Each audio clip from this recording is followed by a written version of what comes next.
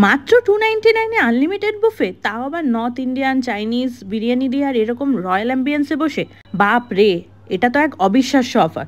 তো সেদিন লাঞ্চে একটা অন্যরকম বুফে ট্রাই করব বলে চলে গেছিলাম বং পিজার পাইকপাড়া আউটলেটটায়।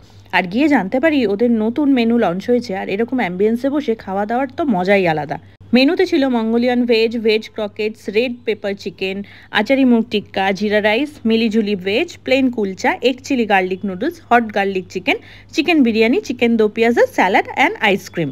আর এতগুলো আইটেম দেখে আমি তো আগেই আলাদা করে একটা মকটেল অর্ডার করেছিলাম, যার নাম ম্যাঙ্গো মুলে। আর এটা খেতে দারুণ রিফ্রেশিং ছিল।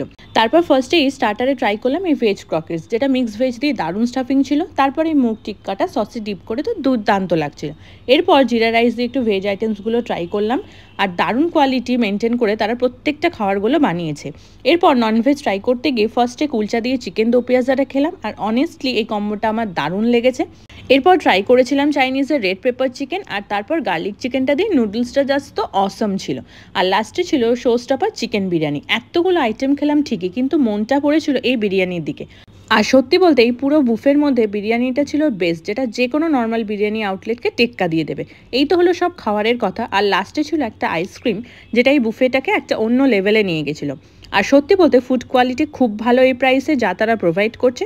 তো যারা যারা এখনো আসেনি, অবশ্যই তাড়াতাড়ি ভিজিট করো বং পিজার পাইকপাড়া আউটলেটে। আর এরকমই ফুডের সন্ধানে don't forget to follow me.